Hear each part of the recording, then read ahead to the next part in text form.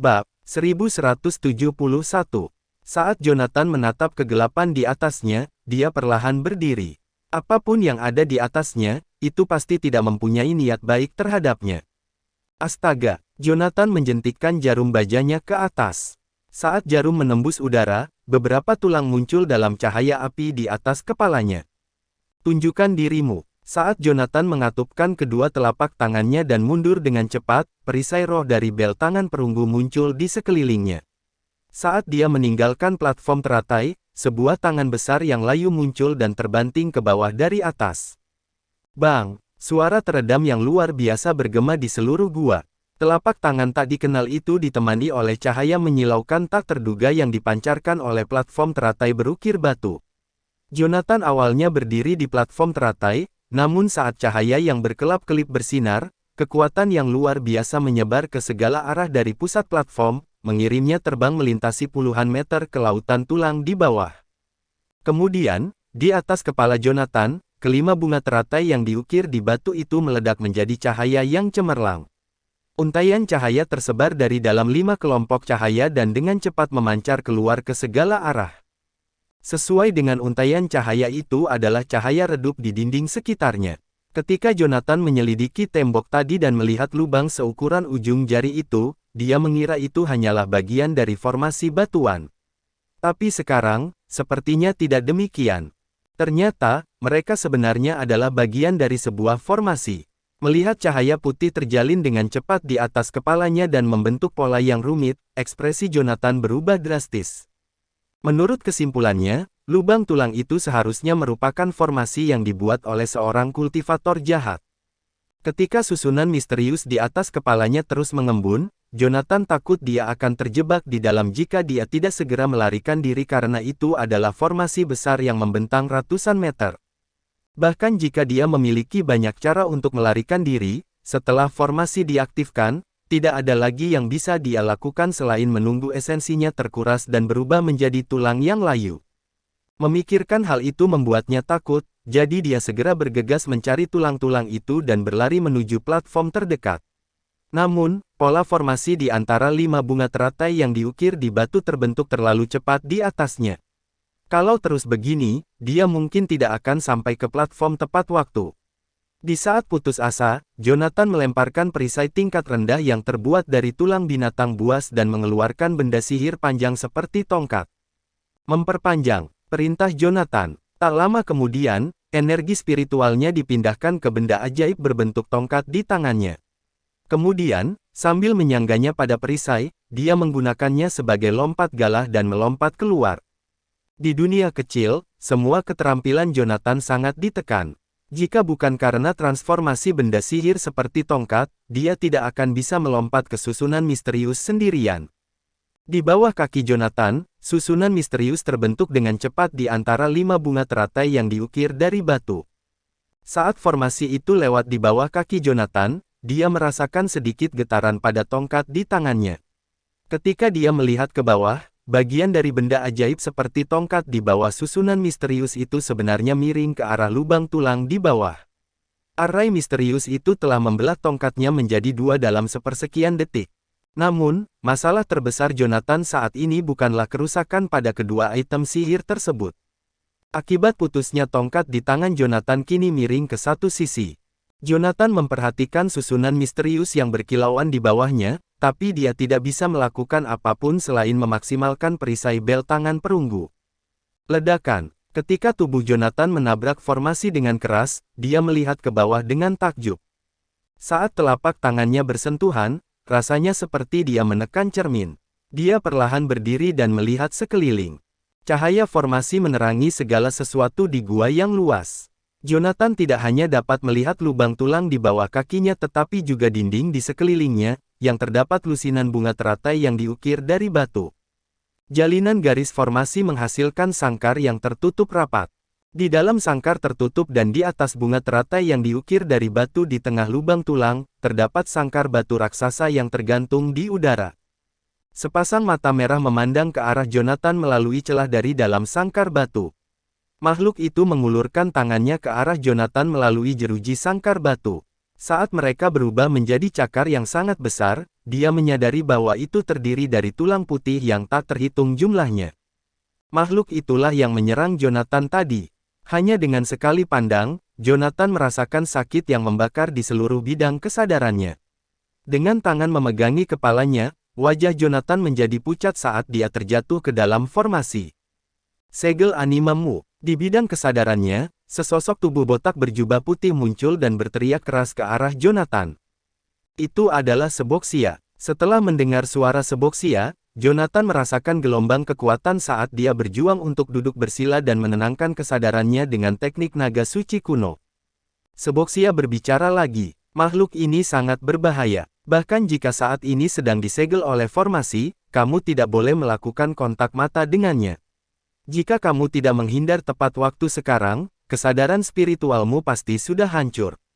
Kamu akan menjadi seorang mayat berjalan. Ucapan Seboxia sedikit mengagetkan Jonathan. Meskipun Jonathan tidak dapat dianggap sebagai elit sejati dalam hal tingkat kultivasinya, dia telah berkelana jauh dan bertemu banyak kultivator dari alam ilahi dalam setengah tahun terakhir ini. Namun, terlepas dari siapa yang dia hadapi, hal terbaik yang bisa dilakukan lawannya adalah menekannya dengan tingkat kultivasi mereka. Sangat mustahil bagi mereka untuk membunuhnya hanya dengan tatapan mereka. Tetapi jika makhluk sebelum dia ini memiliki kekuatan seperti itu, seberapa luar biasa tingkat budidayanya. Begitu Jonathan merasa sedikit lebih tenang, dia berdiri dengan hati-hati. Namun, meski penasaran, dia tidak berani melihat ke atas lagi. Kamu akhirnya bangun, Seboxia. Seru Jonathan kegirangan saat proyeksi mentalnya muncul di bidang kesadaran. Seboxia mengatupkan kedua tangannya dan mengamati Jonathan dengan dingin. Kamu senang melihatku bangun. Apa kamu tidak takut mati di tanganku? Apa yang perlu ditakutkan? Jonathan terkekeh. Kau masih membutuhkan aku untuk mencuri sistem peredaran darah kaisar di Gunung Enli untukmu. Sebelum pekerjaan itu selesai, aku ragu kau akan tega membunuhku. Seboxia tidak membantah perkataannya. Dia hanya menutup matanya, dengan hati-hati merasakan sesuatu.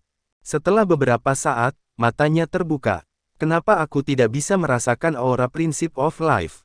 Di mana sebenarnya kita berada? Dia tidak bisa merasakan aura Principle of Life. Jonathan terkejut dengan pertanyaan Seboxia, tapi dia menjawab dengan cepat, saat ini kita berada di sebuah gua besar beberapa ratus meter di bawah tanah. Dilihat dari tata letak formasi di sekitar kita, itu pasti sebuah susunan misterius yang dibuat oleh seorang penggarap jahat untuk menyerap kekuatan spiritual seseorang, esensi. Susunan misterius ini dapat mencegah masuknya energi spiritual eksternal dan mungkin juga mengisolasi prinsip of strength sama dengan. Jonathan memberi tahu Seboxia apa yang dia spekulasikan, tetapi dia dipotong oleh yang terakhir sebelum dia bisa menyelesaikannya. Omong kosong. Ini sama sekali bukan susunan misterius untuk menyerap esensi spiritual. Ini adalah formasi semangat iblis kuno dari wilayah barat. Legenda mengatakan bahwa itu khusus digunakan untuk menekan para dewa. Kemana kau membawaku, Jonathan? Petik 2. Bab 1172. Seboxia mendirikan Seboxiasm, dan salah satu ajarannya adalah menahan diri dari amarah. Itu adalah bukti betapa seriusnya Seboxia dalam memanfaatkan kesabaran. Dengan demikian, besarnya kemarahan Seboxia menjadi jelas bahkan ketika orang seperti dia mulai melontarkan kata-kata kotor. Seboxia menjadi sasaran prinsip surgawi karena telah memanggil prinsip kehidupan dalam jumlah besar selama duelnya dengan Ivanov. Karena tidak ada alternatif lain, dia terpaksa berhibernasi. Yang mengejutkan, dia terbangun dan mendapati dirinya berada di tempat seperti itu. Meskipun Seboxia belum pernah melihat formasi sebenarnya di sekitarnya, dia telah membacanya di gulungan kuno wilayah barat. Menurut teks, formasi semangat iblis diciptakan untuk menyegel para dewa dan membutuhkan pengorbanan nyawa yang tak terhitung banyaknya. Oleh karena itu cukup kuat untuk menjaga indera spiritual, energi spiritual, dan prinsip tetap berada di luar. Besarnya kemauan yang dibutuhkan untuk mencapai prestasi seperti itu sungguh tak terduga. Seorang biksu jasmani yang mengenakan jubah putih muncul di atas riak formasi semangat iblis di hadapan Jonathan. Itu adalah Seboxia dalam wujud manusianya. Kamu bisa keluar. Jonathan ternganga saat Seboxia terbentuk. Seboxia memegang tasbih di tangannya. Tatapannya sangat tenang. Formasi semangat iblis adalah formasi zaman kuno yang paling kuat. Formasi ini memerlukan esensi darah dari banyak orang untuk menjadi bagian darinya dan digunakan untuk memblokir prinsip surgawi, energi spiritual, dan esensi dalam segala hal. Di sini, prinsip surgawi tidak dapat mendeteksi prinsipku, kehadiran. Saat Seboxia berbicara, dia menatap ke arah sangkar batu yang tergantung di jantung teratai batu. Saat dia mengalihkan perhatiannya ke atas, aura yang mampu memusnahkan total keluar dari sangkar batu. Jonathan mengangkat bel perunggu dan melompat ke samping untuk berlindung. Baru setelah dia tiba di batu teratai barulah dia merasakan penindasan yang menyesakkan berkurang. Dia balas menatap Seboxia, yang tampaknya tidak terganggu oleh tekanan yang luar biasa. Dengan kedua tangannya terkepal di depan dadanya, dia berdiri dengan tegap di atas formasi dengan aura seorang kepala biara yang berpengalaman. Tidak perlu ada permusuhan seperti itu, Tuan. Meskipun saya tidak tahu sudah berapa lama Anda di penjara, kami pastilah satu-satunya orang yang Anda temui sejak Anda diasingkan. Dengan matanya tertuju pada bayangan gelap di dalam sangkar batu, Seboxia menyapanya dengan nada datar. Teknik naga suci kuno yang dimiliki Jonathan telah diturunkan dari zaman kuno hampir 10.000 tahun. Menurut catatan, bahkan orang sekuat Feor pun tidak berhasil menciptakan dunia kecil. Itu adalah bukti bahwa orang yang dipenjara di sini pasti telah disegel setelah waktu itu. Menurut Seboxia, mayat-mayat yang ada di bawah kaki mereka di dalam lubang tulang adalah sisa-sisa kehidupan yang diberikan untuk formasi tersebut, yang merupakan alasan tempat itu ditutup dari dunia. Sosok di atas kemungkinan besar adalah manusia setengah dewa yang legendaris. Bagaimanapun, hanya seorang penggarap alam itu yang tidak dapat dikalahkan atau dibunuh. Itu pasti menjadi alasan mengapa begitu banyak orang terpaksa mengorbankan hidup mereka untuk menjebaknya di sana dan membunuhnya seiring berjalannya waktu. Namun, Seboxia mampu menghadapi lawan yang begitu tangguh. Dia benar-benar sesuatu. Di dalam sangkar batu, sepasang mata merah berkilau tertuju pada Seboxia di bawah. Dari celah sangkar batu, cakar kerangka terulur tanpa peringatan dan menyapu Seboxia, yang berdiri 100 meter jauhnya. Kami ditakdirkan untuk bertemu, Tuan. Setelah pernyataannya, Seboxia berbalik dan mengangkat lengannya, dan ledakan energi spiritual yang sangat besar melonjak ke atas. Ledakan. Setelah bunyi gedebuk, energi spiritual dari formasi itu berdesir. Seboxia telah menghancurkan cakar mengerikan itu hingga menjadi bubuk. Dilihat dari tulang-tulang di bawah, kamu tampaknya telah disegel di sini setidaknya selama 3.000 tahun. Sebelumnya, kekuatanmu adalah milik manusia setengah dewa, tetapi setelah 3.000 tahun siksaan, berapa banyak lagi yang tersisa? Bayangkan jika tingkat kultivasimu menurun, waktu yang tersisa juga akan berkurang. Jika kamu melewatkan kesempatan bersama kami, kamu tidak punya pilihan lain selain duduk di sini dan menunggu kematian. Benarkan? Di dalam sangkar batu besar di dalam gua, sepasang mata merah besar tidak bergerak. Setelah beberapa detik, mereka menutup sedikit.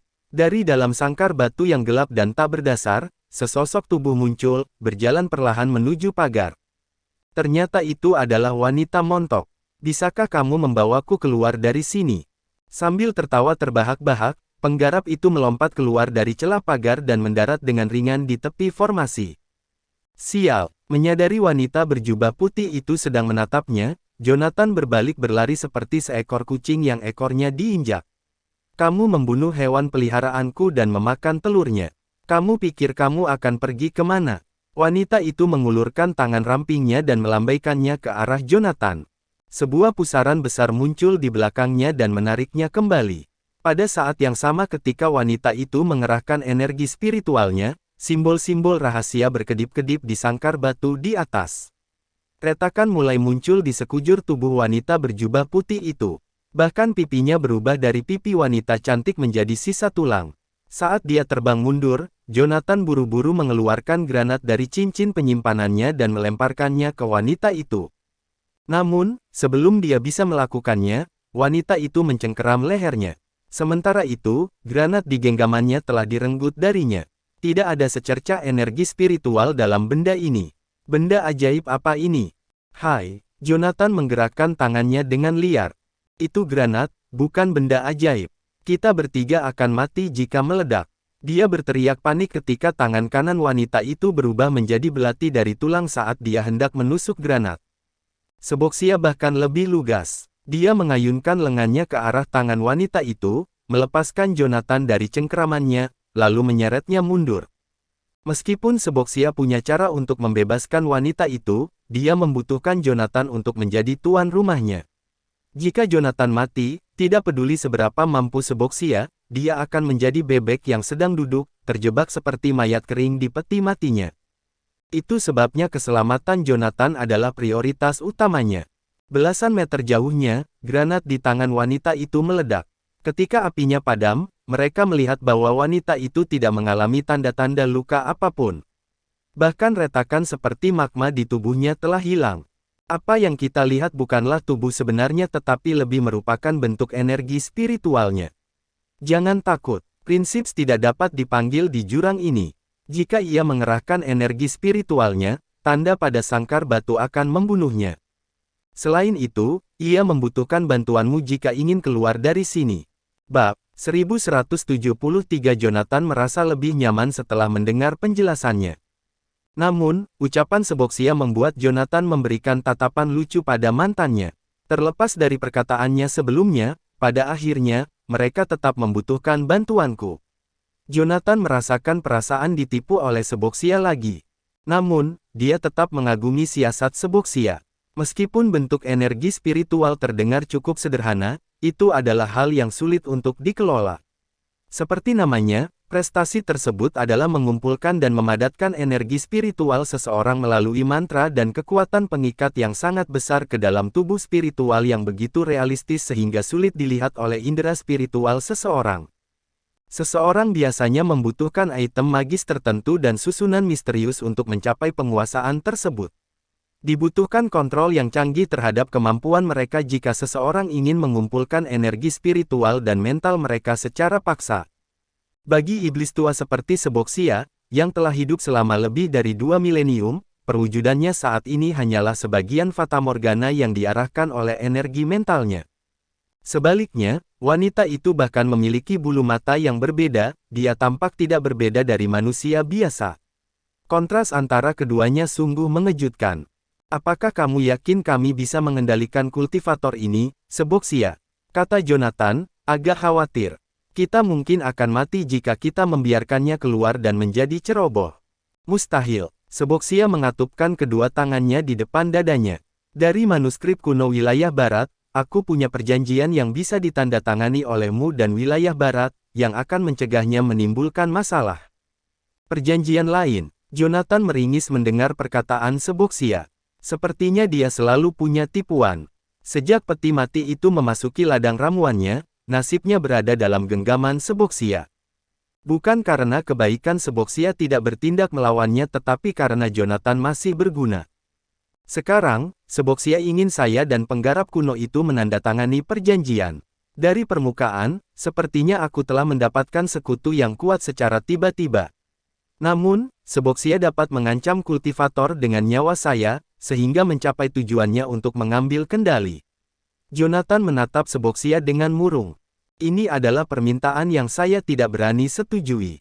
Karena Seboxia tidak merendahkan suaranya ketika dia berbicara, wanita itu tiba tanpa beban di hadapan Jonathan dengan sedikit usaha.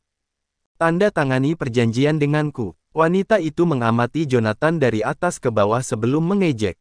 Seorang kultivator alam dewa fase tengah seperti dia tidak layak. Namun, aku sedikit penasaran tentang siapa dirimu sebenarnya. Wanita itu memegangi Jonathan. Tanpa peringatan, dia memasukkan tangan kanannya ke dalam bidang ramuannya. Gedebuk. Setelah bunyi gedebuk itu, dia menyeret peti mati besar keluar dari ladang ramuannya. Itu adalah peti mati Seboxia. Mata Jonathan melebar saat dia menatap peti mati itu. Sejak benda itu masuk ke tubuhnya, dia sudah lama ingin mengeluarkannya. Dia telah menghabiskan segala cara untuk melakukannya dan gagal, namun wanita itu berhasil melakukannya dengan mudah. Yang dipikirkan Jonathan saat itu hanyalah melarikan diri. Namun, karena berada di dalam gua yang jauh di bawah tanah, dia tidak bisa kemana-mana. Asura, pria yang telah menimbulkan badai di dunia luar, kini menjadi lemah lembut seperti anak sekolah di hadapan dua iblis kuno ini. Seboxia tidak menunjukkan emosi apapun saat dia melihat peti matinya diseret keluar oleh wanita itu. Dengan kedua tangannya yang masih terkatup rapat, dia memandang wanita itu sambil tersenyum. Bagaimana kalau kita bertaruh? Taruhan apa? Wanita itu bertanya sambil mengelus peti mati sambil melakukannya. Seboxia menoleh ke peti mati. Peti mati ini akan menjadi taruhannya. Jika Anda bisa membukanya dan menatap wajah asli saya akan membuat keputusan atas nama Tuan Goldstein dan melepaskan Anda. Namun, jika Anda gagal, kami akan tetap membiarkan Anda keluar, tapi kamu akan menandatangani perjanjian dengannya. Bagaimana kedengarannya? Wanita itu menatap peti mati rusak yang tampak di ambang pembusukan. Matanya berkilauan karena iri. Bahkan sebelum aku disegel, kayu vitae seperti ini tak ternilai harganya. Hanya dewa yang bisa mendapatkannya. Aku tidak percaya kayu ini dibuat menjadi peti mati oleh seorang kultivator alam ilahi sepertimu. Sayang sekali. Saat dia berbicara, wanita itu mengetuk peti mati itu dengan ringan. Mari kita buat lebih menarik. Jika aku menang, peti matimu menjadi milikku. Setuju, Seboxia menyetujui sambil tersenyum, tangannya masih terkatup rapat. Wanita itu hendak membuka penutupnya, tapi Seboxia mengulurkan tangan dan menekannya. Kita bahkan belum memulainya. Apa terburu-buru? Saat Seboxia berbicara, dia mengulurkan tangannya perlahan dan meletakkan manik-maniknya di peti mati. Saat manik-manik itu bersentuhan dengan kayu, peti mati itu tampak hidup. Kayu yang membusuk mulai pulih di depan mata mereka. Dalam sekejap mata, retakan itu menghilang, dan celah yang ditinggalkan oleh kerusakan waktu menutup dengan sendirinya. Tiba-tiba, peti mati itu tidak mengalami kerusakan sedikit pun. Sebaliknya, ia memancarkan aura vitalitas baru. Prinsip kehidupan. Wanita itu ternganga tak percaya saat dia merasakan perubahan pada peti mati kuno itu. Aku tidak percaya aku menyaksikan salah satu dari 4 prinsip agung di sini. Seboxia, kan? Saat aku mendapatkan kembali kekuatanku setelah keluar dari sini, aku akan memastikan jalanmu di depan tidak terhalang. Kamu akan melayaniku, dan dunia akan menjadi milikmu untuk diambil. Saat dia berbicara, dia meletakkan tangannya di atas tutup peti mati, dan energi spiritual dari seluruh tubuhnya mengalir keluar. Seboxia berdiri di hadapan Jonathan dan menghalangi sebagian wanita itu. Tatapannya tetap tenang. Bersenandung, nyanyian pelan bergema di seluruh gua. Jonathan melirik dengan gugup ke dinding yang mengelilingi mereka. Di balik bunga teratai yang diukir di batu, sosok-sosok muncul dari cahaya yang berkelap-kelip, satu demi satu. Dia menghitungnya dan menemukan totalnya ada 18. Nyanyian itu datang dari siluet di dinding. Sementara itu, di atas tembok, 18 bunga teratai bersinar. Bagaikan bunga teratai asli, setiap kelopaknya seakan bergoyang mengikuti hembusan angin yang tak ada. Garis-garis rune yang tidak dapat dipahami muncul dari tengah setiap teratai, berubah menjadi rantai saat melilit sangkar batu yang melayang di udara. Curahan retakan muncul di sekujur tubuh wanita itu, yang terwujud dari energi spiritual. Siapa? Saat Jonathan ternganga melihat penampilannya yang menakutkan, suara Seboxia terdengar di telinganya. Bersiaplah untuk bergabung denganku untuk membunuh iblis ini, Jonathan. Jika tidak, kita akan mati di sini. Bab 1174. Jonathan memandang sosok Seboxia di depannya dan sedikit menegang. Jangan bereaksi. Aku baru saja meninggalkan perasaan spiritual di bidang kesadaranmu. Kamu bisa fokus dan berkomunikasi denganku di sana, jelas Seboxia. Mendengar penjelasan Seboxia, Jonathan segera membagi perhatiannya dan membentuk sosoknya sendiri di bidang kesadarannya. Seboxia, apa maksudmu dengan membunuhnya? Jonathan melihat sekeliling, merasa bingung. Gumpalan kabut tipis melayang di depan Jonathan. Ini adalah bentuk transfigurasi yang diambil Seboxia dalam bidang kesadaran Jonathan. Karena ketipisannya, wujud ini hanya bisa mengandalkan pikiran untuk berkomunikasi dengan Jonathan dan tidak cukup untuk membuat Seboxia terlihat. Saya tidak punya perjanjian sama sekali. Saya hanya mengatakannya sekarang untuk mengulur waktu, jelas Seboxia. Apa? Seru Jonathan mendengar perkataan Seboxia. Kembali ke dunia nyata, wanita yang sedang berkutat dengan tutup peti mati itu menoleh dan menatap ke arah Jonathan juga. Wanita itu memandang Seboxia. Kamu benar-benar hebat, ya. Aku tidak bisa membuka peti mati ini. Aku kalah. Kamu bisa mengeluarkan perjanjian itu sekarang, dan aku akan menandatanganinya bersamamu. Mendengar hal itu, Seboxia melipat tangannya dan tersenyum, lalu menoleh ke arah Jonathan. Tuan Goldstein, Anda harus menjadi orang yang menandatangani perjanjian ini. Saat Seboxia berbicara, dia berkomunikasi lagi melalui perasaan spiritual yang tersisa di benak Jonathan. Tingkat kultivasi lawan terlalu tinggi, dan Anda tidak dapat merasakan kesadaran spiritualnya. Namun demikian, ia telah mengunci Anda, jelas Seboxia. Sebelum saya tertidur lelap, saya meninggalkan bekas di tubuh Anda kalau Anda menghadapi musuh yang tidak ada duanya. Tanda saya terpicu saat pemeriksaannya. Ini berarti bahwa itu berada di luar alam ilahi, dan itu bukan sesuatu yang bisa saya jelaskan dalam beberapa kata. Ingat saja apa yang saya katakan. Jika kita tidak bisa membunuhnya, kita semua akan mati di sini. Kenyataannya, punggung Jonathan benar-benar basah oleh keringat. Sebelumnya, dia mengira Seboxia bisa menang dalam pertarungan melawan wanita itu setelah melihat betapa percaya dirinya dia bertarung melawannya. Namun, kini sepertinya semua yang dilakukan Seboxia hanyalah untuk mengulur waktu. Apa yang harus saya lakukan? Jonathan bertanya dengan mendesak, baik di dunia nyata maupun di bidang kesadaran. Namun makna yang disampaikan cukup berbeda. Kenyataannya, Jonathan menghubungi Seboxia, memberi isyarat untuk menerima teknik yang diperlukan untuk perjanjian tersebut. Namun, di bidang kesadaran, Jonathan dengan cemas ingin mengetahui peran apa yang dapat dia mainkan dalam pertempuran besar antar kultivator ini. Seboxia menyatukan kedua tangannya sebagai isyarat berdoa.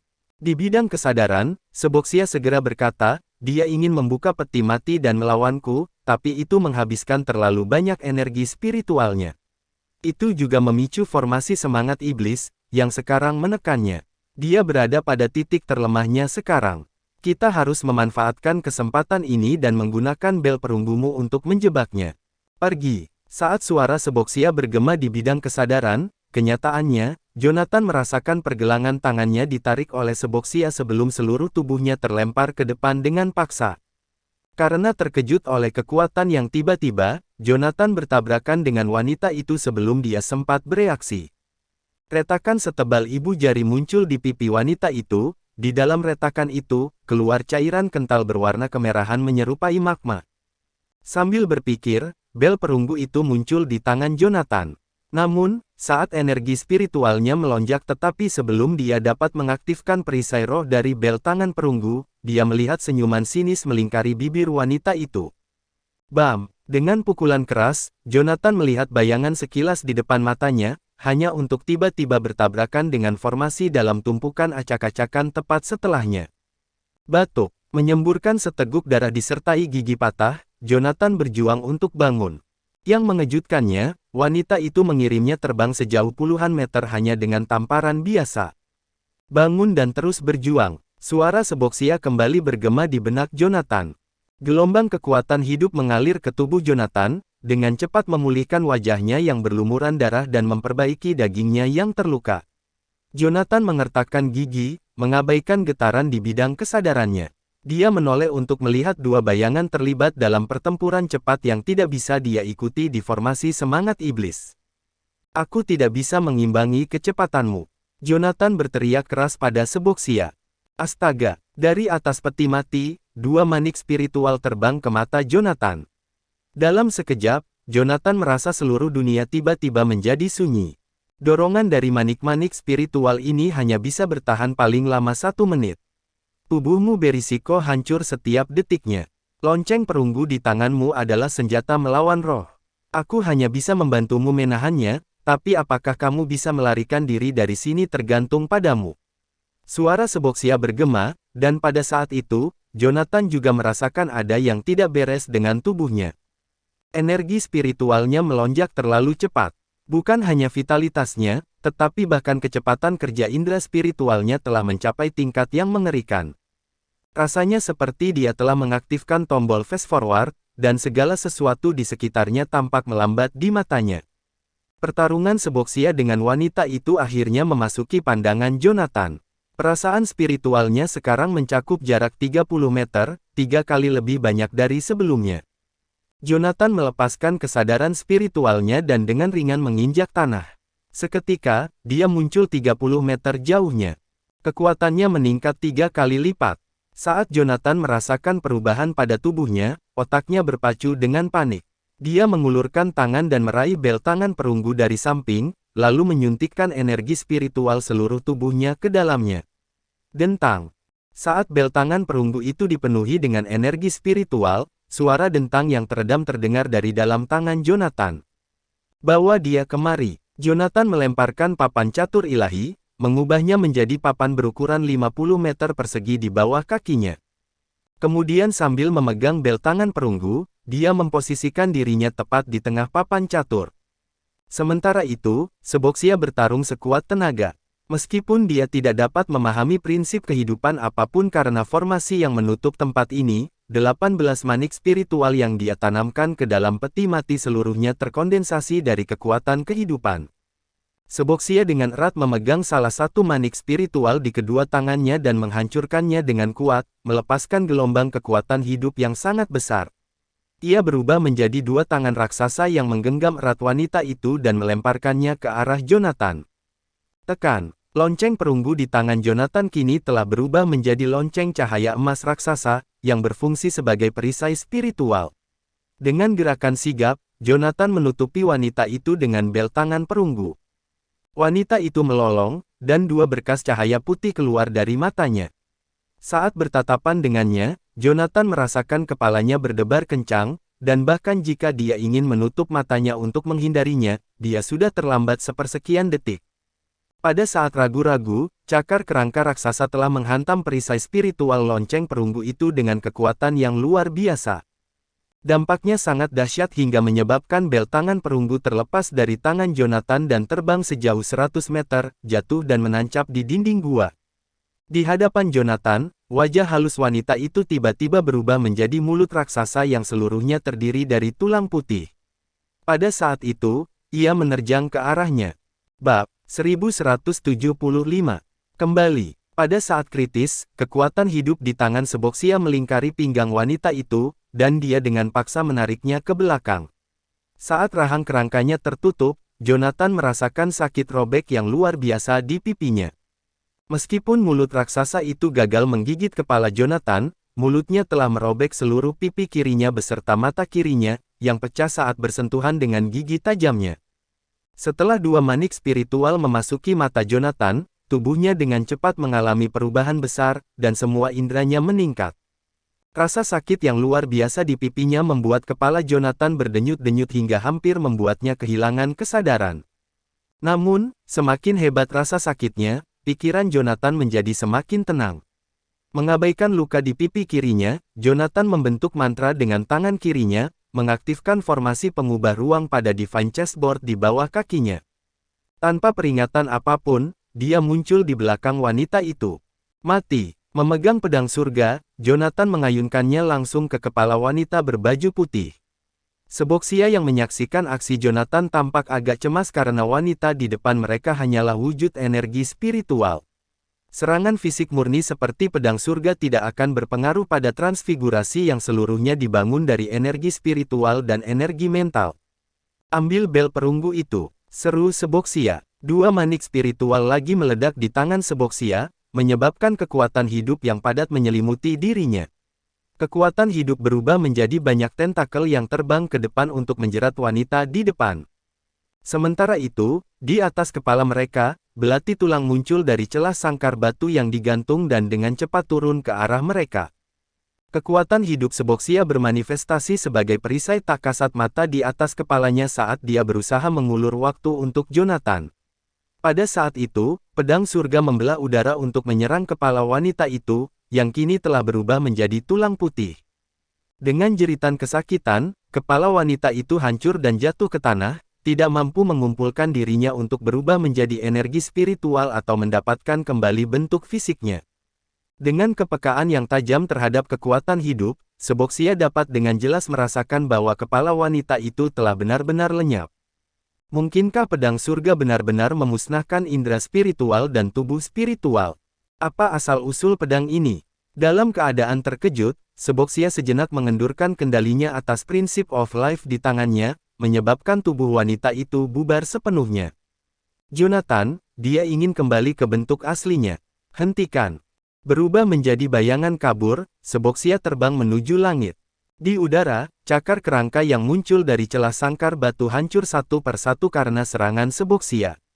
Secara bersamaan, kekuatan hidup di tangannya berubah menjadi kubah besar saat dia mencoba untuk mencegat kembalinya indera spiritual binatang iblis itu. Sementara itu, di tanah, Jonathan tidak lagi mendengar suara apapun. Papan catur ilahi di bawah kakinya tidak lagi memerlukan aktivasi intuitif apapun, itu telah menyatu sepenuhnya dengannya. Segel, sebuah kata sederhana diucapkan. Di atas papan catur ilahi, formasi ungu langsung terbentuk.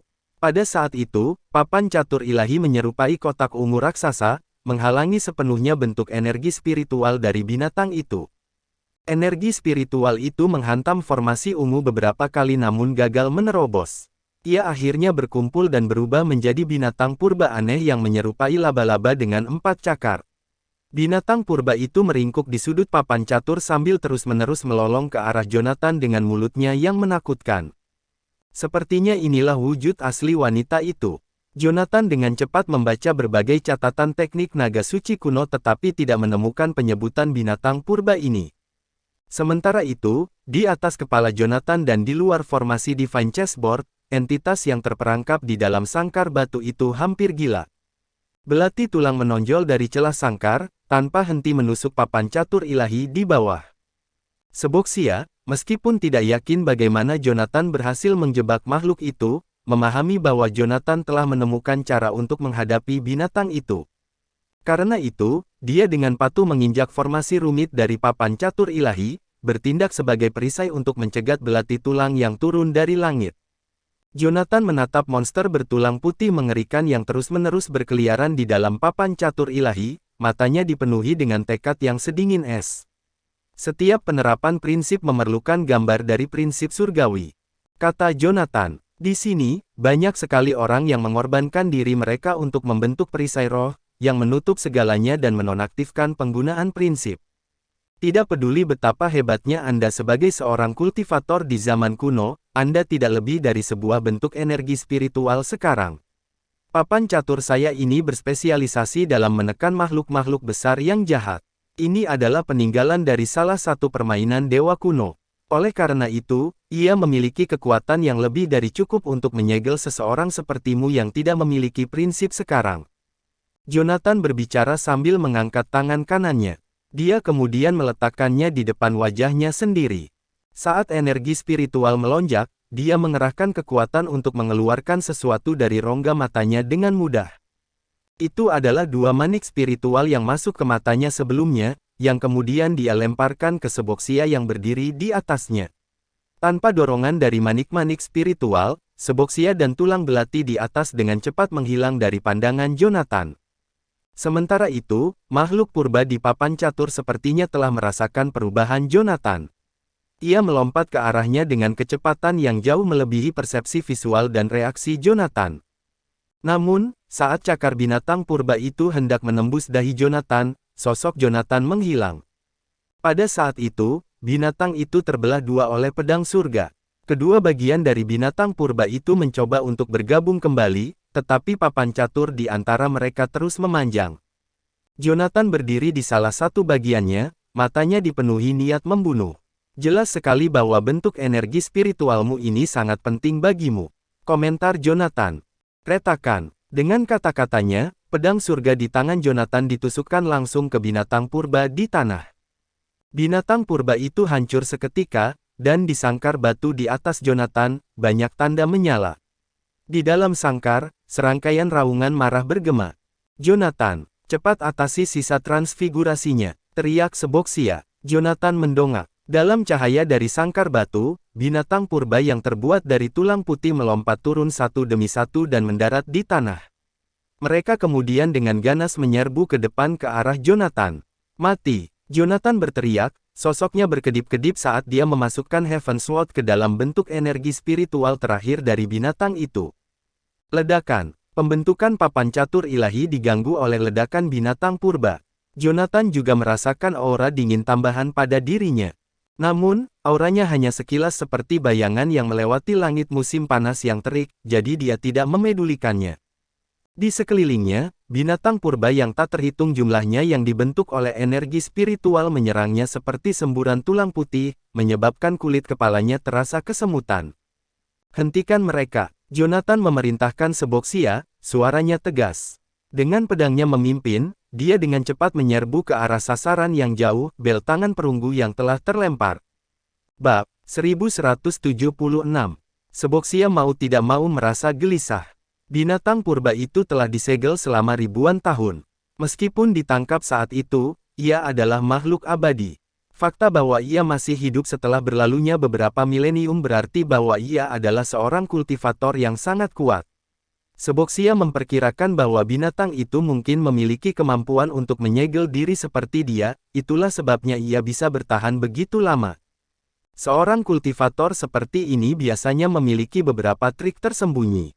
Meski terjebak di dalam sangkar batu, ia tidak perlu mengkhawatirkan energi spiritualnya.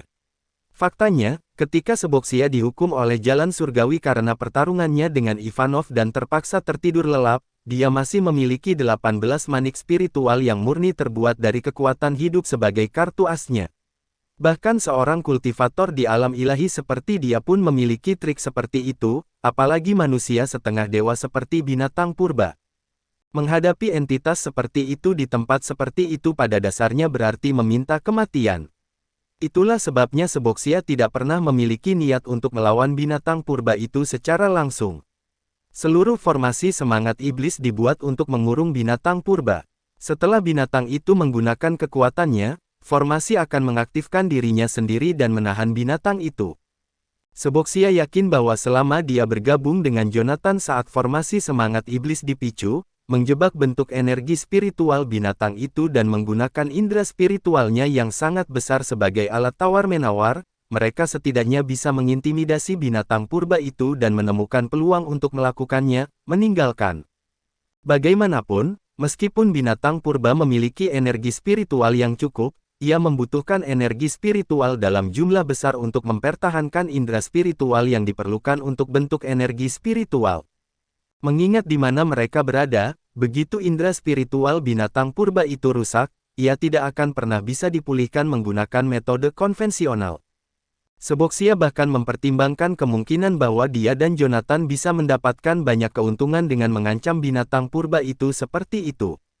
Karena binatang purba kemungkinan besar adalah seorang pembudidaya setengah dewa, pembelajaran budidayanya tentang alam di luar alam ilahi akan sangat bermanfaat bagi Seboxia dan Jonathan, bahkan jika metode budidayanya berbeda dari manusia. Dengan hancurnya prinsip surgawi dan jalan abadi yang terputus di dunia luar, sangat sulit untuk menerobos alam ilahi di sana sekarang.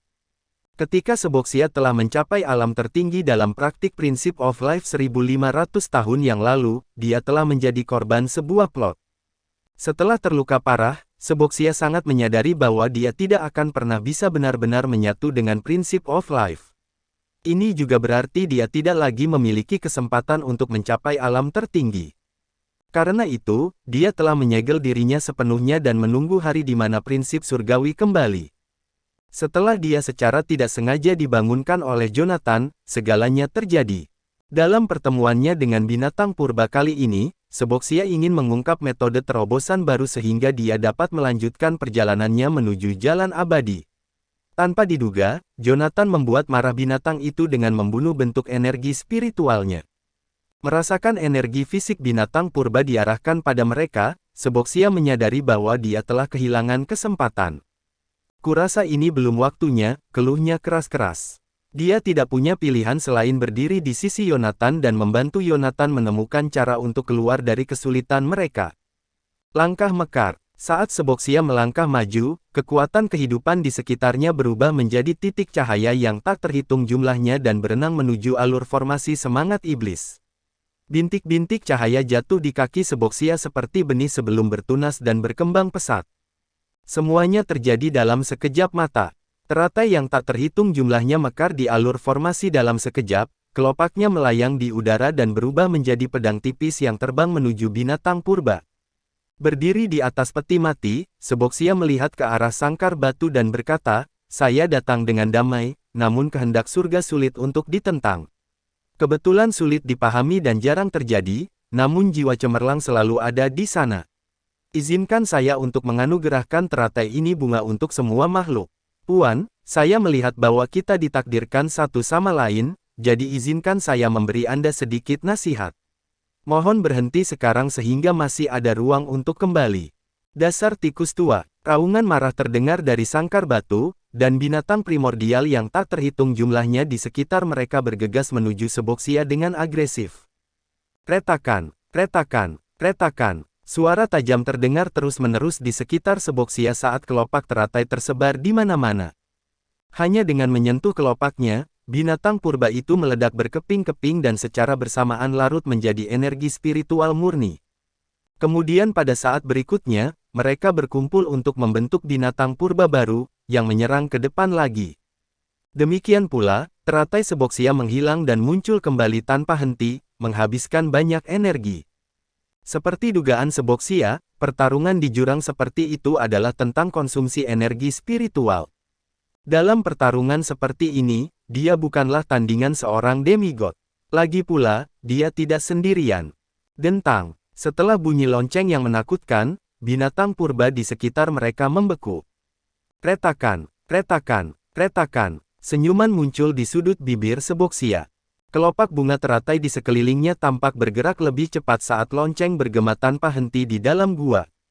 Binatang purba itu mulai roboh dan meronta, tampak seperti boneka yang terlepas dari talinya. Dengan pedangnya di satu tangan, Jonathan yang berlumuran darah berlari ke arah Seboxia. Seboxia, dari mana asal-usul lonceng ini? Bagaimana cara efektifnya dalam menahan hal-hal ini? Itu bel dari Demon Bane Tower, jawab Seboxia dengan santai. Kamu tidak akan mengerti bahkan jika aku memberitahumu lebih banyak.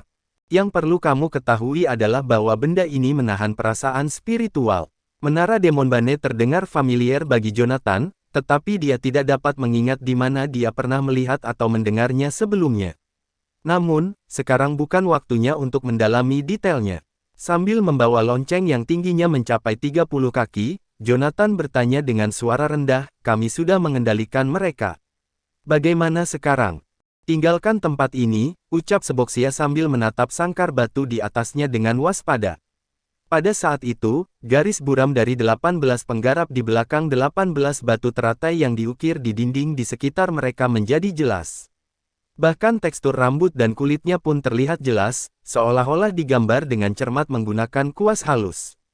Ini menunjukkan bahwa formasi semangat iblis telah diaktifkan sepenuhnya. Meskipun Seboxia tidak terlalu paham tentang formasi semangat iblis, dia tahu bahwa seiring berjalannya waktu, hal itu juga mengikis formasi yang memenjarakan sang demigod. Singkatnya, ini adalah kontes ketahanan. Jika manusia setengah dewa mati lebih dulu, maka orang yang membentuk formasi ribuan tahun lalu akan menjadi pemenangnya. Sebaliknya, jika formasi tersebut rusak terlebih dahulu dalam ujian waktu, kekacauan akan terjadi.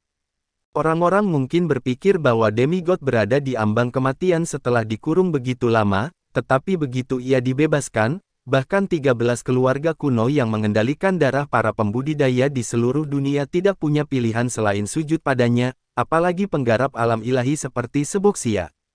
Bab 1177. Ayo pergi. Seboxia melompat turun dari peti mati dan dengan cepat menuju satu-satunya jalan keluar gua. Ketika Jonathan melihat Seboxia menuju ke sana, dia segera berteriak, "Hei, kita tidak bisa pergi ke sana. Melangkah keluar akan membuatmu mendapat tekanan yang sangat besar, mengingat kita berada di kedalaman ratusan meter di bawah air. Ini bisa berakibat fatal." Seboxia menjawab singkat, "Jika kamu menolak untuk pergi, kamu dipersilakan untuk tinggal bersama makhluk itu." Setelah mendengar ini, Jonathan dengan cepat berbalik, hanya untuk menyaksikan penggabungan banyak binatang purba membentuk makhluk besar yang tingginya beberapa puluh meter. Keempat kakinya yang kuat dengan taji tulang menembus formasi semangat iblis, hampir mencabik-cabiknya. Formasinya tidak stabil. Saat pemikiran itu muncul di benak Jonathan, dia merasakan kepercayaan diri barunya runtuh. Dia mengulurkan tangan untuk mengambil papan catur ilahi miliknya sebelum berlari ke pintu keluar dengan kecepatan penuh. Sayangnya, dia terlalu lambat untuk monster besar di belakangnya. Dalam sekejap mata, taji tulang besar itu telah sampai di atas kepala Jonathan. Dentang. Jonathan membunyikan bel perunggu di atas kepalanya lagi. Pada saat yang sama, dia merasakan kekuatan dahsyat melingkari pinggangnya, dengan paksa menariknya ke samping. Retakan. Jonathan menyaksikan tulang taji di belakangnya menusuk ke dalam formasi. Jika Seboxia tidak menariknya pergi, dialah yang akan tertusuk taji tulang. Bel tangan perunggu tidak bisa menghentikan perasaan spiritualnya. TI. Seboxia meraih bel perunggu dari Jonathan dan memukul dadanya.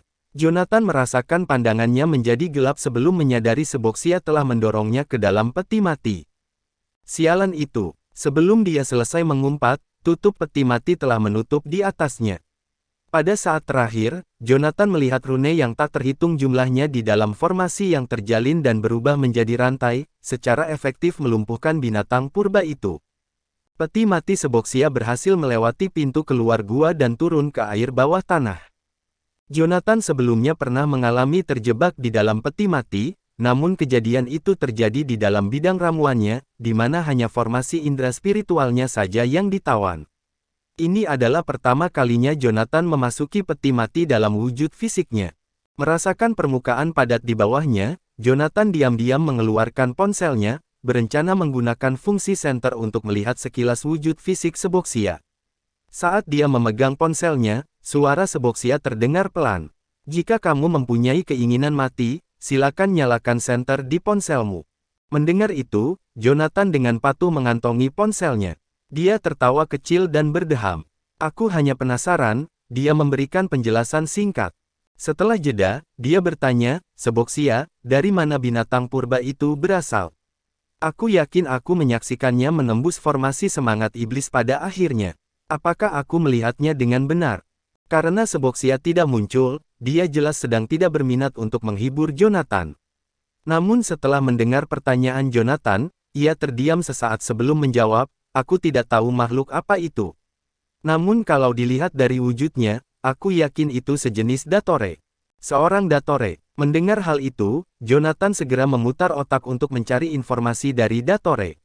Menurut teknik naga suci kuno, selain struktur tulang luarnya, tidak ada kesamaan lain antara kedua makhluk tersebut. Seboxia, aku tidak banyak membaca, tapi jangan coba-coba menipuku. Makhluk ini tidak ada kemiripan dengan Datore yang ku kenal, ucapnya ragu. Seboxia tertawa kecil. Saya ingin tahu tentang jenis warisan yang memberi Anda akses terhadap pengetahuan tentang berbagai metode budidaya kuno dan binatang purba. Namun, saya dapat meyakinkan Anda bahwa Datore bukanlah makhluk tertentu, itu mewakili pertanda buruk. Dalam mitologi Canaian, itu adalah percaya bahwa Pangu adalah entitas yang bertanggung jawab untuk memisahkan langit dan bumi. Datore dikatakan telah muncul paling awal, membuat orang berspekulasi bahwa makhluk jahat ini terbentuk dari tulang-tulang Pangu. Namun, hal ini tidak benar. Dengan mempelajari literatur dari berbagai belahan dunia, orang akan menemukan bahwa Datore adalah entitas jahat yang tidak memiliki bentuk tetap.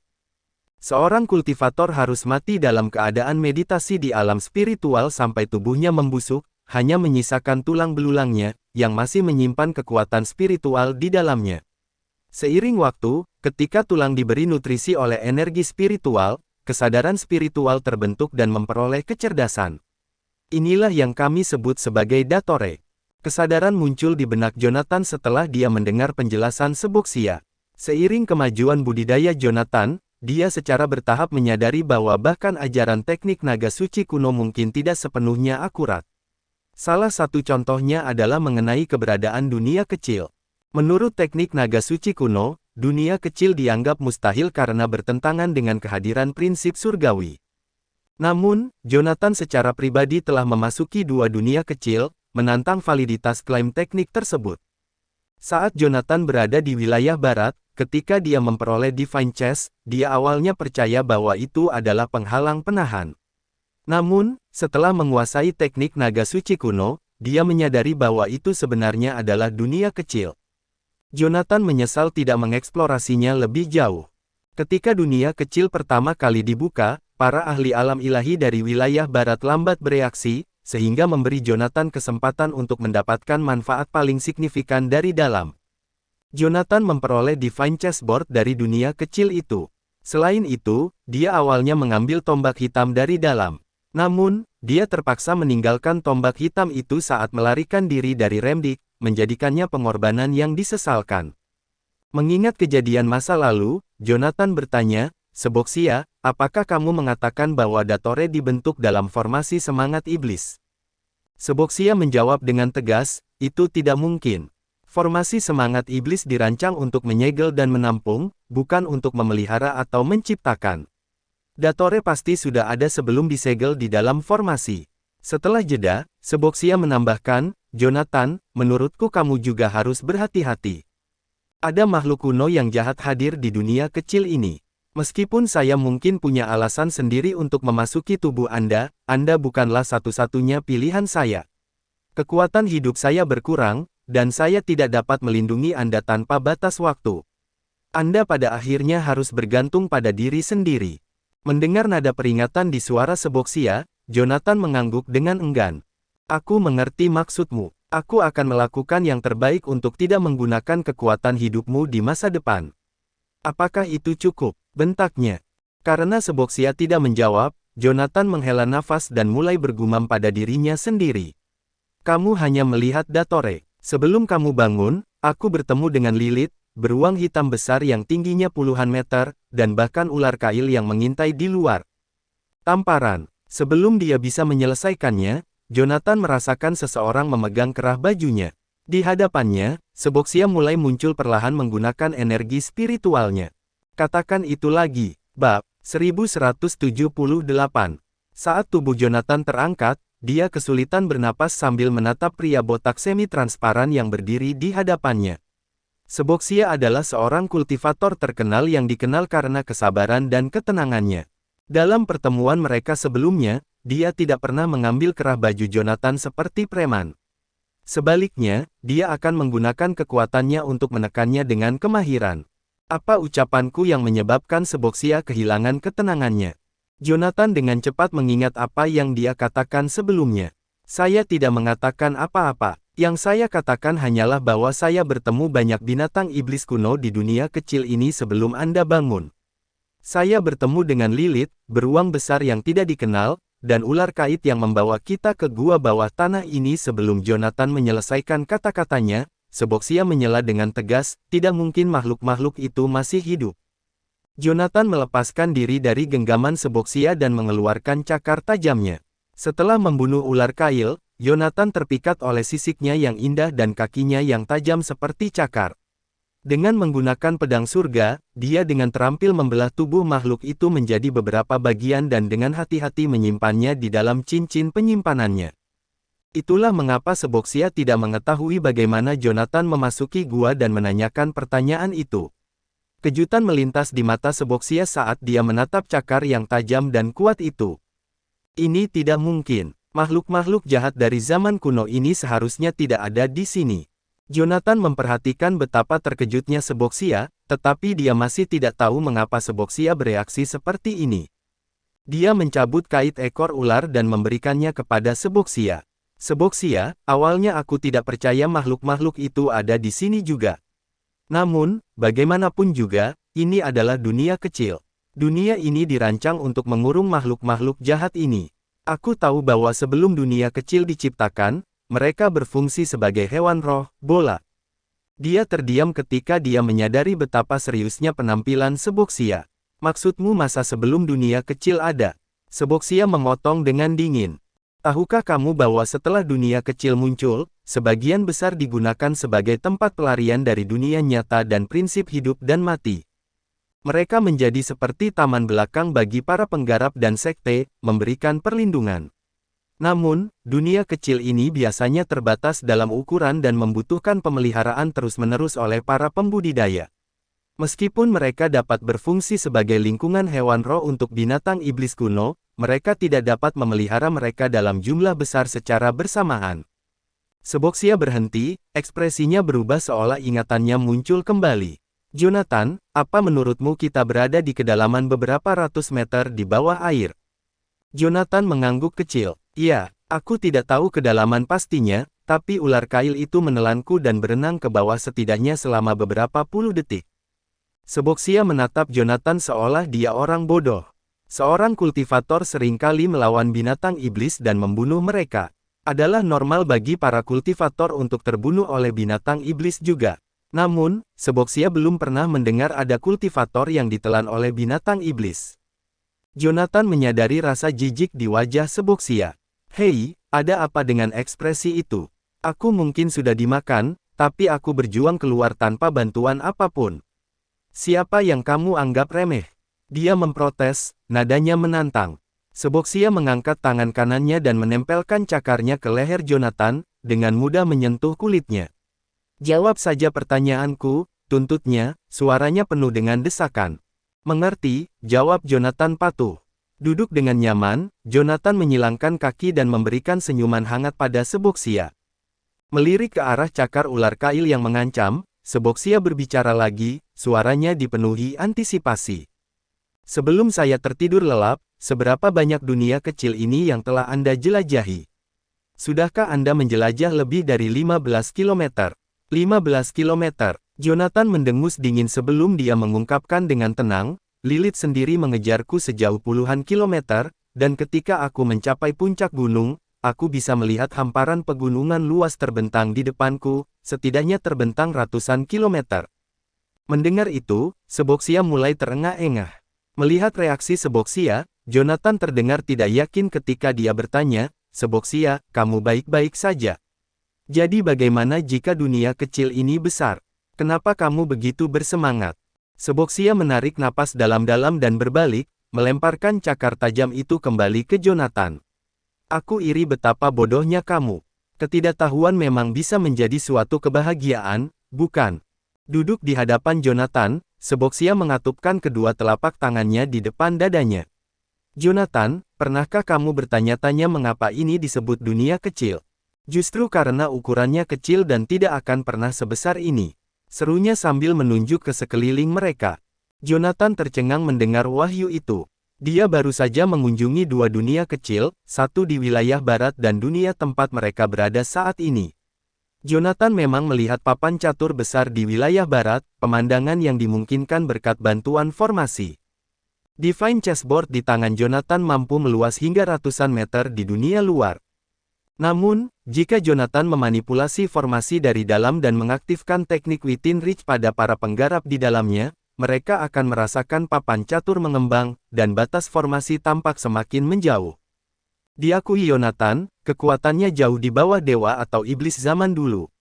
Jika dia memiliki kekuatan yang sangat besar, papan catur bisa berfungsi sebagai dunia mandiri, selamanya menyegel siapapun yang terjebak dalam batasannya, membuat pelarian menjadi mustahil. Tentu saja, itu adalah cerita untuk lain waktu. Luas spasial sebenarnya dari dunia kecil iblis dan dewa berada di dalam ruang yang dicakup oleh dua patung iblis dan dewa. Meski tampak luas, namun lebar sebenarnya dibatasi maksimal 15 km. Apa maksudmu ada yang aneh dengan dunia kecil ini? Tanya Jonathan terdengar ragu-ragu. Tentu saja, seru Seboxia sambil menatap Jonathan dengan tatapan tajam. Prasyarat mendasar untuk menciptakan sebuah dunia kecil adalah sang pencipta memiliki kemampuan untuk menentang prinsip surgawi. Tidak ada seorang kultivator yang dapat dengan mudah menciptakan sebuah dunia dari energi spiritual. Untuk membangun sebuah dunia kecil, seseorang harus mengambil sebagian ruang dari dunia utama, namun, prinsip surgawi yang mengatur dunia primer pasti akan membalas, menimbulkan serangan balik yang setara dengan ukuran dunia kecil. Dia berhenti sejenak, lalu melanjutkan dengan ekspresi tegas, menurut tingkat budidaya upload, kemajuan seorang kultivator meningkat melalui alam prasurgawi, alam pasca-surgawi, alam unggul, alam grandmaster, alam dewa, alam ilahi, alam tertinggi, dan kavoid. Di luar fase lanjutan dari alam kavoid terdapat tahap puncak yang dikenal sebagai fase absolut, atau yang oleh para kultivator Chanaian disebut sebagai manusia setengah dewa. Namun, bahkan pada level setengah dewa, ukuran maksimum dunia kecil yang dapat diciptakan dibatasi hingga 15 km. Jika dunia kecil tempat kita berada ini benar-benar seluas yang Anda klaim, hanya ada satu penjelasan yang masuk akal untuk penciptanya, mereka pastilah dewa. Bab 1179. Jonathan merasakan jantungnya berdetak kencang saat mendengar penyebutan dewa. Itu mengacu pada seseorang yang telah melampaui alam kavoid dan melampaui kehampaan. Di Canaya, dewa adalah seorang kultivator yang telah melampaui kultivasi. Menurut informasi dalam buku-buku kuno, ketika tingkat kultivasi seseorang mencapai tingkat dewa, hukum prinsip surgawi di dunia ini tidak dapat lagi menahan orang tersebut. Setelah melampaui kehampaan, dewa akan melakukan perjalanan ke alam surga. Di negara lain, seorang penggarap dianggap sebagai dewa, dan para penggarap ini akan menuju ke tanah para dewa. Singkatnya, mitos dan legenda yang diucapkan oleh masyarakat jelata dari seluruh dunia budidaya telah terdokumentasi dengan baik. Faktanya, contoh para penggarap yang melampaui kehampaan dapat ditemukan dalam banyak teks kuno yang tertinggal. Apa yang diketahui Jonathan, semuanya terjadi di masa lalu. Jika seseorang mengumpulkan semua kejadian yang terjadi di dunia kultivasi, dia akan menyadari ada sesuatu yang salah. Meskipun jarang melihat seorang kultivator melampaui kehampaan, kejadian seperti itu selalu terjadi setiap beberapa dekade atau beberapa abad sekali. Dengan kata lain, seorang kultivator yang luar biasa pasti akan muncul, berkuasa atas semua orang, dan melampaui kehampaan. Namun, tidak ada catatan mengenai kejadian seperti itu dalam 6.000 tahun terakhir. Meskipun beberapa kultivator telah menghilang dari pandangan, tidak ada seorang pun yang pernah menyaksikan seseorang melampaui kehampaan. Penting untuk dicatat bahwa tidak ada satu formasi pun yang dapat menahan manusia setengah dewa untuk melampaui kehampaan. Menurut teks kuno, setiap penggarap di bumi yang memahami prinsip pasti akan merasakan seseorang melampaui kehampaan. Tidak ada yang tahu apa yang terjadi 8.000 tahun yang lalu, namun keberadaan para dewa sepertinya telah lenyap dari dunia para kultivator. Selama beberapa ratus tahun pertama, para kultivator dari seluruh dunia telah berkultivasi sekuat tenaga untuk menjadi kultivator berikutnya yang mampu melampaui kehampaan. Namun, mereka segera menyadari bahwa menjadi manusia setengah dewa adalah pencapaian tertinggi yang bisa dicapai oleh seorang kultivator. Sejak saat itu, beberapa orang berpendapat bahwa jalan abadi telah hilang selamanya, dan hal itu akhirnya membuat semua orang percaya bahwa itulah masalahnya. Begitu saja, para dewa tidak ada lagi dalam sejarah dunia kultivator. Ada yang aneh dengan dunia kecil ini. Teknik naga suci kuno sudah ada sejak 10.000 tahun yang lalu. Dewa sudah ada pada saat itu, tapi sepertinya belum ada yang tahu cara menciptakan dunia kecil. Jonathan menjadi cemas memikirkan hal itu, jadi dia bertanya pada Seboxia, "Seboxia, kamu sudah ada selama lebih dari 2000 tahun, jadi kamu pasti memiliki banyak koleksi teks kuno. Tahukah kamu kapan dunia kecil pertama diciptakan? Baik di dunia manusia maupun di dunia kultivator, sebuah penemuan hanya bisa terjadi berkat para peneliti. Penciptaan dunia kecil merupakan pencapaian monumental dan tonggak sejarah dalam dunia kultivator. Bagaimana mungkin kejadian bersejarah seperti itu tidak tercatat?" Seboxia melirik ke arah Jonathan dan menyadari bahwa Jonathan akhirnya memahami makna di balik keberadaan dunia kecil. Para penggarap yang dapat memahami metode menciptakan dunia kecil setidaknya berada dalam fase lanjutan dari alam tertinggi. Para penggarap ini telah mencapai fase absolut penggabungan dengan prinsip mereka dan mulai menjelajahi dasar-dasar prinsip surgawi. Tentu saja, mereka semua adalah kultivator terkenal dengan temperamen yang tegas. Mereka tidak akan mengungkapkan temuan mereka untuk menjadi terkenal. Itu sebabnya tidak ada yang tahu bagaimana dunia kecil pertama diciptakan. Namun kita mengetahui nama dunia kecil pertama yang dikenal masyarakat. 4.000 tahun yang lalu, ia diciptakan di tanah tandus yang sekarang disebut Adrune Utara. Anglandur memiliki tanah itu sekarang. Jonathan membeku ketika mendengar kata-kata itu. Anglandur. Fehor adalah orang yang menemukan metode untuk menciptakan dunia kecil. Namun, seorang kultivator dari Adrune Utara telah menciptakannya sebelum orang lain. Seberapa nyamankah itu? Tunggu, Adrune Utara bukan bagian dari Anglandur 4.000 tahun yang lalu. Bukan, Jonathan bertanya pada Seboxia dengan bingung. Seboxia menatap Jonathan tanpa berkata-kata. Saya bilang itu adalah tanah tandus saat itu. Meskipun manusia dari EPA belum menemukan tanah itu, para petani dengan tingkat budidaya tinggi dapat melakukan perjalanan melintasi lautan. Warga Innsbruck sudah ada di sana, tapi mereka masih belum beradab. Menurut catatan di wilayah barat, para penggarap akan melakukan uji coba surgawi dan berbagai eksperimen mantra di wilayah itu. Karena meski gagal, mereka masih bisa meminimalkan efek Heavenly Principle. Ini mirip dengan alasan orang melakukan eksperimen di gurun saat ini. Jonathan mengangguk sedikit ketika mendengar kata-kata itu. Sambil terkekeh, dia berkata, dengan kata lain, dunia kecil pertama ditemukan di Adrune Utara, tapi kemungkinan besar diciptakan oleh seorang penggarap dari tempat lain. Saya yakin penggarap itu berasal dari Canaya. Seboxia melihat ekspresi puas di wajah Jonathan dan berkata, tidak masalah dari mana penggarap itu berasal. Yang penting adalah kenyataan bahwa dunia kecil akan terdegradasi seiring berjalannya waktu.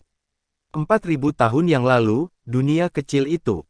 Dunia menjadi daya tarik bagi para penggarap dimanapun, dan metode menciptakan dunia kecil mulai menyebar ke seluruh dunia. Dunia kecil itu kemudian runtuh sekitar 2.700 tahun yang lalu. Dengan mengerutkan kening, Seboxia melanjutkan, setelah dunia kecil runtuh, semua penggarap yang tahu cara menciptakan dunia kecil berkumpul dan melakukan penelitian. Dunia kecil itu seperti halaman belakang pribadi mereka. Tidak ada yang ingin usaha mereka selama bertahun-tahun lenyap begitu saja. Pada akhirnya, mereka menyimpulkan bahwa pembentukan dunia kecil melanggar prinsip-prinsip dunia utama. Dengan demikian, prinsip surgawi dari dunia utama akan terus-menerus menyerang dunia kecil. Dengan kata lain, dunia kecil pasti akan runtuh setelah beberapa waktu. Selain itu, mereka juga menemukan bahwa masa hidup sebuah dunia kecil adalah antara 1.800 tahun dan 2.500 tahun. Mendengar penjelasan Seboxia, Jonathan segera melakukan perhitungan dalam pikirannya. Dewa menghilang 8.000 tahun yang lalu, dan jalan abadi pun hilang. Kami menemukan dunia kecil pertama 4.000 tahun yang lalu, dan dunia itu runtuh 2.700 tahun yang lalu. Itu berarti dunia kecil pertama diciptakan 5.200 tahun yang lalu. Dunia kecil tempat saya berada jelas tidak diciptakan oleh dewa kuno. Berdasarkan garis waktu seperti itu, kemungkinan besar ada dewa yang hidup sebelum jalan abadi terputus 8.000 tahun lalu hingga 5.000 tahun lalu untuk menciptakan dunia kecil yang luas ini. Pengaruh dunia luar harus diminimalkan di dunia kecil ini. Jika dewa itu punya cara untuk bersembunyi dari jalan surgawi dan hidup untuk melihat penciptaan dunia kecil ini, dia mungkin masih hidup. Bab 1180. Saat itu, Jonathan tidak tahu bagaimana menggambarkan perasaannya. Semua pembudidaya di dunia tahu bahwa jalan abadi telah terputus. Selama 2000 tahun terakhir, bahkan para penggarap alam tertinggi telah lenyap, apalagi para elit alam Kavoid. Kini, kondisi Korea di dunia telah memburuk. Ketika pembunuh terbaik dunia mencoba mengajak saya bergabung dengan Apokalipse, dia memberi tahu saya bahwa 13 keluarga menguasai dunia. Keluarga-keluarga ini telah membunuh para penggarap yang berusaha mencapai alam tertinggi. Sebelumnya, saya pikir alam ilahi adalah tingkat kultivasi tertinggi yang dapat dicapai oleh seorang kultivator. Karena pengetahuannya yang terbatas, Jonathan bingung ketika Seboxia memberitahunya bahwa mungkin ada dewa di dunia kecil. Seboxia memperhatikan ekspresi bingung di wajah Jonathan dan merasa lega. Jonathan akhirnya mengetahui betapa seriusnya situasi saat ini. Jadi, kamu tahu apa yang harus kita lakukan sekarang, kan? Jonathan mengangguk dengan sungguh-sungguh. Kita harus menemukan dewa itu dan belajar dari tamparan. Sebelum Jonathan menyelesaikan kalimatnya, Seboxia mengirimnya terbang dengan tamparan keras di wajahnya. Kita harus mencari jalan keluar. Kita harus lari. Apakah kamu mengerti aku? Seboxia merengut pada Jonathan. Aku akan membunuhnya jika aku tidak perlu bergantung padanya untuk mencuri hati kaisar di Gunung Enli. Apakah kamu bahkan mendengar dirimu sendiri? Kamu berpikir untuk menemukan dewa dan belajar darinya. Aku berada di alam ilahi, dan kamu sama lemahnya dengan semut di hadapanku. Jika bukan karena formasi semangat iblis, puluhan ribu dari manusia yang telah terbentuk, binatang purba setengah dewa alam Kavoid bisa saja membunuhmu dengan mudah. Menurutmu, apa yang mampu dilakukan dewa terhadapmu? Biar ku bilang begini. Maukah kamu mengajari setitik debu untuk mengolah? Seboxia bertanya pada Jonathan.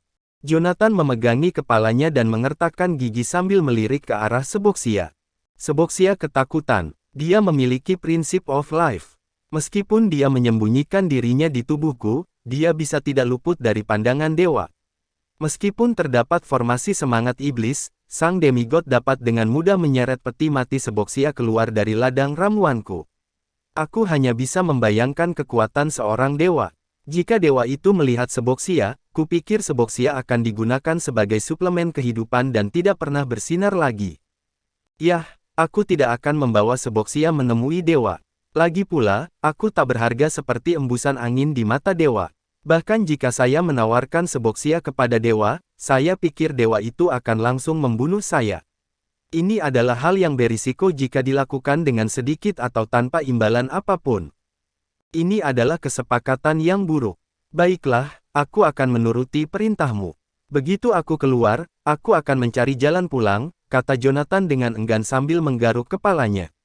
Seboxia mengangguk puas. Tepat sebelum menghilang, dia terdiam sesaat dan bertanya, apa maksudmu ketika kamu mengatakan kamu akan menemukan jalan kembali? Apakah kamu tersesat? Jonathan berkedip dan menggelengkan kepalanya sedikit. Yah, aku tidak tersesat karena aku tidak pernah tahu jalan di sekitar sini. Sejak aku tiba di sini, aku sudah memikirkan kemana harus pergi. Hentikan omong kosong itu. Seboxia menekan keinginan untuk membunuh Jonathan saat itu juga. Apakah kamu mengatakan kamu tidak tahu jalan keluarnya? Itu benar, jawab Jonathan dengan sedih. Sebelum saya tiba, saya pingsan karena ledakan bom. Ketika saya sadar, saya sudah berada di tebing. Saya tidak dapat menemukan portal chaos atau merasakan fluktuasi portal chaos. Saya tidak tahu milikku jalan keluar. Setelah Jonathan selesai berbicara, dia melihat Seboxia menghela nafas panjang. Kita ditakdirkan. Mungkin inilah takdir kita. Jonathan menatap Seboxia dengan tatapan bingung sebagai jawabannya. Seboxia, kamu ahlinya iya.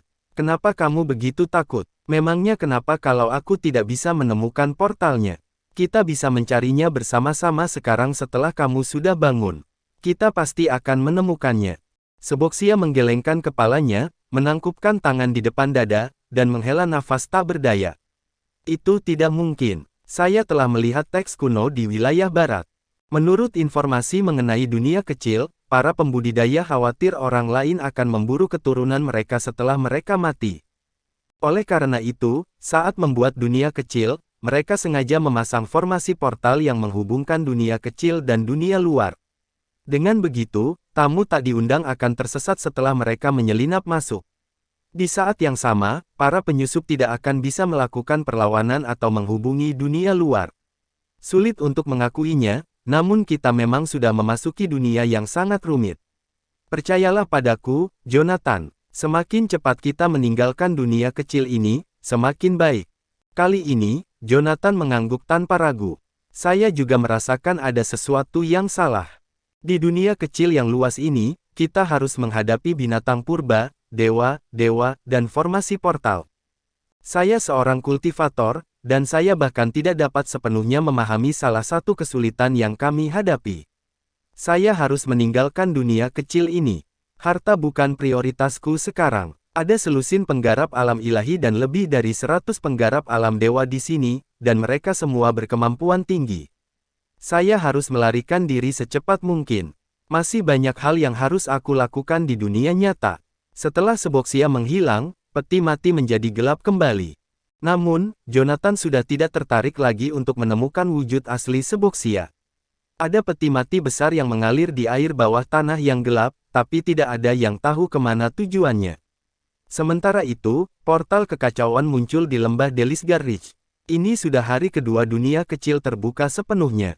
Setelah perang sebelumnya, semua anggota 8 keluarga terhormat yang masih hidup, penggarap rembikian, dan 6 sekte besar telah memasuki dunia kecil. Namun, tidak satu pun dari mereka berhasil keluar dari dunia kecil setelah lebih dari 20 jam. Sebagai tuan rumah, keluarga Lisen telah meratakan bukit dan mendirikan beberapa tenda di lokasi kejadian. Sejak Ashton memimpin pasukannya ke dunia kecil, Winston adalah orang yang bertanggung jawab atas urusan keluarga Lisen. Saat itu, Winston sedang duduk dalam posisi bersila di atas platform dan berkultivasi dengan menggunakan energi spiritual yang keluar dari portal chaos. Begitu banyak orang yang masuk, dan tidak ada satupun yang berhasil keluar. Meskipun aku tidak tahu apa yang terjadi di dunia kecil, aku tahu sesuatu yang buruk sedang terjadi. Namun, satu-satunya hal yang bisa kulakukan sekarang adalah menunggu. Saat Winston sedang berkultivasi, dia tiba-tiba membuka matanya dan melihat ke barat. Di sana, Winston melihat tiga sosok mendekat dengan cepat sebelum muncul tepat di hadapannya. Pemimpin ketiganya adalah seorang wanita. Dia memandang portal kekacauan dengan penuh semangat dan berseru, "Itu portal kekacauan. Beritahu Yang Mulia bahwa dunia kecil telah muncul di Doveston, Canaya." Wanita itu tidak lain adalah Savannah, yang telah dikalahkan oleh kultivator Remdikian Wilbur. Bersambung.